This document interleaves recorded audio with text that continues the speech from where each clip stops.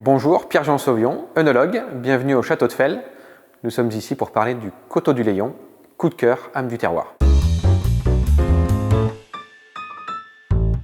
Château de Felles, vous êtes au cœur de l'Anjou, au point culminant de l'appellation Bonnevaux qui fait 100 hectares. Et c'est une propriété qui est plantée tout autour du château et qui fait 37 hectares plantés en chenin, cabernet franc et gros lot.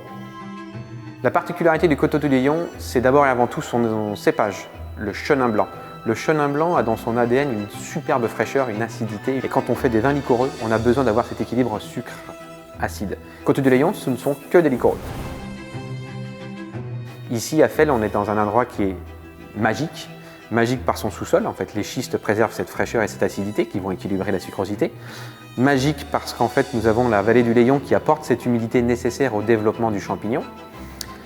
Et magique avec ce chenin. Donc en fait, c'est vraiment la conjonction de ces trois phénomènes, le terroir, l'exposition et le cépage, qui font qu'à Felles, nous arrivons tous les ans à sortir et à élaborer des coteaux du Layon splendides. On est en conversion bio sur la propriété. On préserve en fait la biodiversité avec des plantations de haies, plantations d'herbes sauvages. On fait de la confusion sexuelle pour éviter d'avoir des mycécochillis. Et normalement, si tout se passe bien, d'ici 3 ans, nous serons validés en agriculteur bio au Château de Felles. La relation avec Match, c'est un peu comme le Coteau du Layon coup de cœur.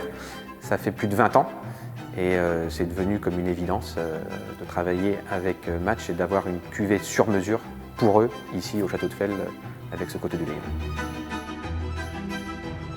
Alors je vais décevoir personne avec un Coteau du Layon sur des accords mets et vins, parce qu'on va commencer par les fondamentaux.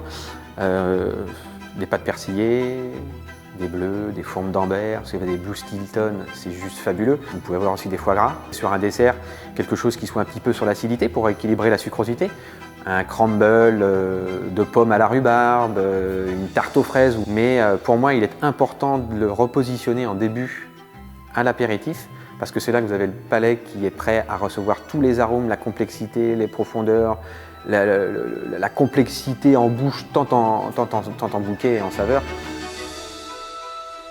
Sur un plat, j'irais sur casser les codes, poisson, viande, pas de soucis. Ce qui va vraiment être pour moi primordial, ça va être la sauce. Mettez un petit peu d'épices dans vos sauces et en fait la sucrosité du Layon, sucrosité naturelle des sucres du raisin, vont venir enrober ce feu de l'épice. Donc essayez des gambas avec du curry ou alors un porc au curry ou un ossobuco un peu pimenté. Essayez avec un Coteau du Layon, vous allez voir ça va fonctionner. Vous allez peut-être choquer et vous allez voir qu'autour de la table vos convives seront ravis.